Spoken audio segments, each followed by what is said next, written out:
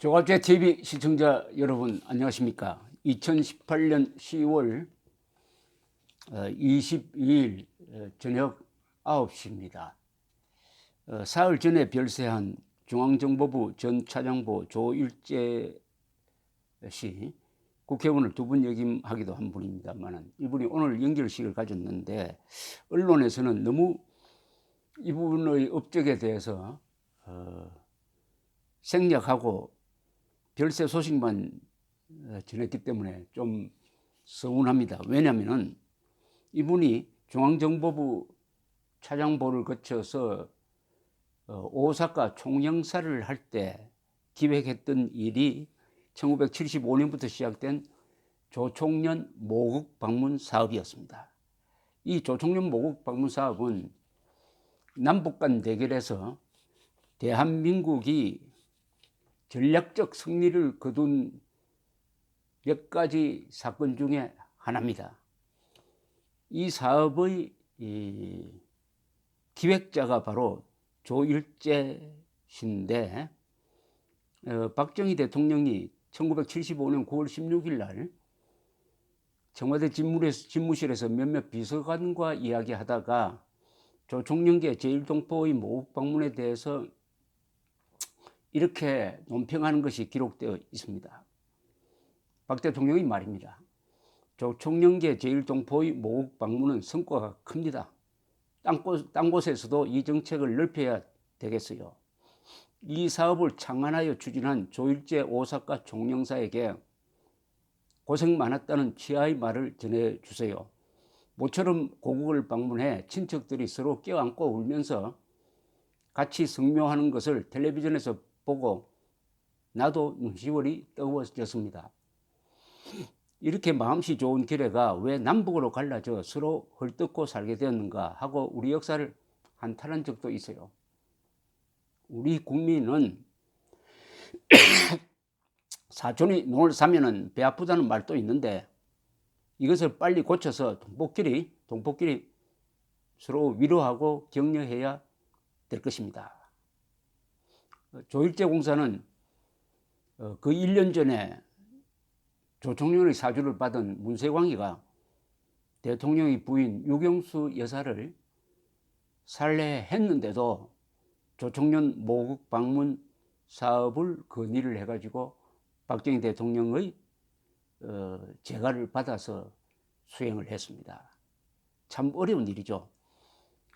1974년 8월 15일 박정희 대통령도 참석한 8.15 광복절 때 박 대통령이 기념사를 하는데 문세광이가 청중석에서 뛰쳐나와가지고 대통령을 쏜다는 게 바로 옆자리에 있었던 유경수 여사의 머리를 맞춰서 별세하도록 만들었습니다. 이게 유명한 8.15 사건인데, 그 문세광의 뒤를 조사해 보니까 조총련이 포섭을 해가지고 북한 노동당 정권과 연결시켜서 북한이 직접 만경봉호로 문세광을 불러가지고 암살 지침을 내려가지고 일본 파출소에 있는 권총을 훔쳐가지고 들어와서 그런 범행을 저질렀던 것입니다. 그러니까 박정희 대통령으로서는 그 사랑하는 부인을 죽인 조총련이 얼마나 미웠겠습니까? 그러나 조일재 오사카 총영사는 조총련 중에는 골수 공산당원도 있지만은 부하내동하고 속아 넘어간 사람이 많다. 그러니까 이 사람들에게는 모국 방문을 허용하자. 모국 방문을 조총련 그 적을 유지하더라도 모국 방문을 시키자 하는 이런 아이디어를 냈던 것입니다. 그런데 박 대통령이 그것을 받아들였어요. 이 조일재 씨가 이런 아이디어를 내게 된 건 우연이 아닙니다. 이분은 18살 때 오사카에서 해방을 맞았던 제1동포 출신이었습니다. 따라서 동포 사회의 생리를 잘 아는 사람이었습니다. 이분은 조총련이 당시에 수십만 명인데 그 중에 골수는 몇 명 안 된다. 더구나 당시에 북송교포가 9만 명이나 북한으로 보내졌기 때문에 조총련이든 민단이든 제북 동포와 인연이 없는 사람들은 거의 없다. 이런 사정을 무시하고 조총련 가입자 30만 명을 전부 적으로 돌리면은 그런 수사식 방법으로는 문제 해결이 안 된다. 오히려 우리가 좋은 의미에서의 민족적 감정에 호소해가지고 조총련을 와해시키자. 이런 아이디어를 낸 거죠. 일종의 대전략입니다. 왜냐하면 조총련은 북한 노동당이 일본에 설치한 북한 노동당 지부였어요. 지부 역할이었습니다. 그리고 대남 침투 공작의 우회 기지였습니다. 한때 한국에서 간첩을 잡으면 3분의 1 정도는 일본을 통해서 조총련을 통해서 들어온 적도 있습니다. 그리고 막대한 자금을 거두어 가지고 북한으로 보냈습니다. 이 당시에 대한민국은 조총련과 북한 노동당을 상대로 1대2의 싸움을 하고 있었습니다. 더구나 일본에서는 이 간첩을 무슨 수사하는 법이 없어요. 지금도 마찬가지지만은. 그러니까 조총련이 활개를 치고 활동할 수 있었고, 또 일본 정치인에게 정치 자금을 줘가지고 조총련은 비호를 받고 있었습니다. 이 조총련을 어떻게 와해시킬 것이냐 할 때 이 조일제 총영사가 낸 아이디어가 바로 모국 방문을 시키자. 이때쯤 되면 이미 대한민국의 발전이 북한을 능가하니까 조총련 이 공산주의자 같은 민족 이 사람들한테 한국을 다 보여줘도 우리 손해볼 게 없다. 이렇게 자신감을 가지고 밀어붙였던 것이죠. 그래서 조일제 총영사는 1975년 3월 오사카 총영사관으로 이분이 부임하는 신칸센 열차 안에서 성명서를 초안을 잡습니다. 그리고 취임식 때 발표를 해버려요. 위에 이야기도 하지 않고 내 직책을 걸고서 조총련 동포들에게 고한다. 조총련 가입자들이 조국을 방문하여 고향에 다녀오고 싶다면 신변 안전을 보장하겠다는 것이었습니다. 이 정도의 발표를 하려면 허가를 받아야 되는데 일단 저질러 놓고 보자 이런 심정으로 발표를 하니까 외무부와 정보부에서도 경고장을 보냈지만은 가만 보니까 이 조총련 사회가 거기에 적극적으로 호응을 하는 거예요. 그리고 일본 지방에 있었던 한국 대사관 영사들도 민단, 조총련 이런 사람들 여론을 수집을 해보니까 그 모국 방문 사업이 적극적으로 받아들여지고 있다는 것을 확인하게 됩니다. 그래서 조총련 동포들이 수십 년 동안 고향에 가지 못했는데 이 조총련이라는 이 일종의 당적일지 국적 때문에 모국 방문을 신청하기 시작했습니다. 이렇게 해가지고 박 대통령한테 건의를 올려가지고 정식으로 재가를 받고 1975년부터 가을부터 본격적으로 이 조총련 모국 방문단이 한국을 와서 여기저기 구경을 하고 돌아가면은 한국이 이렇게 발전했다 하는 이야기를 또 퍼뜨리고 해가지고 조총련이 내부로부터 와야 되는 결정적 계기를 마련하게 되었습니다. 저도 1975년이면 벌써 43년 전인데 그때 사회부 기자를 하면서 이 조총련 모국 방문단 취재를 했던 기억이 생생합니다. 이 정보부가 뒤에서 기획하고 연출한 조총련의 추석 성묘단 사업은 형식적으로는 한국 적십자사가 추진을 했습니다.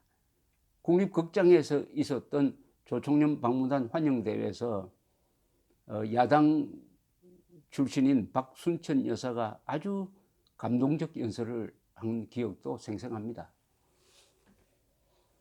박순천 여사는 여러분들이 일본으로 돌아가실 때는 조국의 흙 한 줌씩을 싸가지고 가셔서 조국이 그리울 때 이 흙 냄새를 맡아보고 만져도 보시기 바랍니다. 이렇게 이야기를 했고요. 희극 배우 김희갑 씨가 부른, 이분이 배우기도 하지만 노래를 잘 부릅니다. 불효자는 웁니다가 또 유행을 했습니다. 수구초심이란 말이 있죠.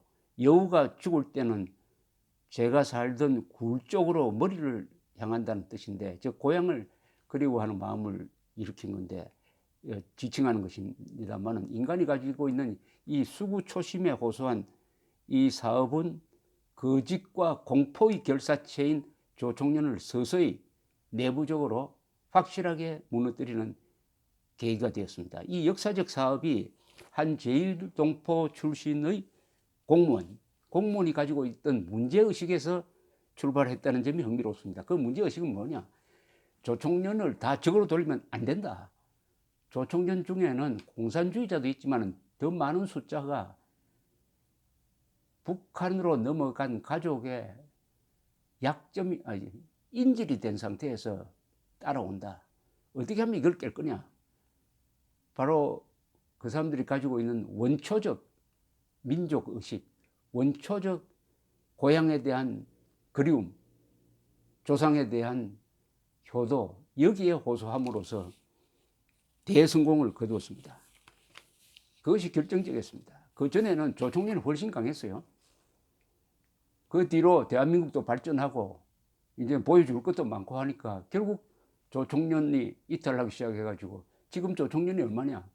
한때 4, 50만 하던 조총련이요 3만 명대로 내려앉아 버렸습니다. 이제는 조총련은 정치 세력으로서 공작 기지로서 끝났습니다. 생명이. 그러니까 우리가 두 적을 가지고 있었는데 조총련과 북한 노동당 정권, 조총련은 우리가 무너뜨렸어요. 이 여세를 몰고 같은 전략을 쓰면은 북한 노동당 정권도 무너뜨릴 수 있다. 북한 노동당 정권도 무너뜨릴 수 있다는 중요한 이 시사점을 주는 것입니다. 그 주역되시는 분이 오늘 연결식을 하고 며칠 전에 돌아가셨는데, 어느 언론에서도 이 모국 방문 사업의 주역이었다는 기사를 쓰지 않았기 때문에 제가 이렇게 말씀을 드리는 것입니다. 지금 거꾸로 북한이 한국을 상대로 민족주의 공세를 펴고 있는데 그건 가짜입니다. 조일제 총영사가 추진했던 그 민족주의 감정은 그것은 순수한 것이고, 북한이 지금 하고 있는 민족주의 공세는 가짜입니다. 즉 우리 민족끼리 통일하자 이래 나오는 거죠. 우리 민족 해놓고는 김일성을 따르는 사람만 우리 민족에 넣어준다. 남북한의 김일성 추종자들끼리 힘을 합쳐서 우리 편이 아닌 자들을 민족 반역자로 몰아가지고 남북한 연방제 통일을 하자 이겁니다. 완전히 가짜 민족주의로 나오고 있습니다. 조총련 모국 방문 사업이 진짜 민족주의라면은 지금 북한의 대남공사는 가짜 민족주의입니다. 그러니까 그것을 우리가 깨야 합니다. 어떻게 깨느냐? 간단하죠. 민족 반역자, 김일성, 김정일, 김정은 세력과 민족 공조하자는 자도 민족 반역자다. 차도살입니다. 그 자들이 말하는 민족이란 말을 우리가 뺏어와가지고 누가 민족 반역자고 누가 민족 중흥의 기수인지 한번 제대로 판단하자 그래. 그러면 자동적으로 김일성, 김정일, 김정은은 우리 민족 사상 가장 많은 동족을 죽인 자이고, 우리 민족을 거의 난쟁이로 만들고 있고, 우리 민족의 수명을 남한 민족보다 동족보다 10년이나 깎아 먹고 세 사람만 살이 쪄가지고 피둥피둥한 이런 지옥을 만든 김일성, 김정일, 김정은 민족 반역자다. 이승만, 박정희, 한국의 민주화 세력, 진정한 민주화 세력, 이 사람들이 진정한 민족주의 세력이다. 그렇다면 대한민국의 대결 구도는 민족 반역자, 김일성 민족 반역자 대 한민족 전체의 대결이다. 북한 동포도, 일본에 있는 제1동포도, 그리고 미국에 있는 제2동포도 다 우리 편이다. 그리하여 김정은 대 한민족 전체의 대결 구도로 만들면 우리가 이길 수 있다. 그 시작이 바로 1975년의 모국 방문단 사업이었고, 그 기획을 한 조일제 선생의 별세를 보면서 현대사의 한 토막을 비화를 말씀드렸습니다. 감사합니다.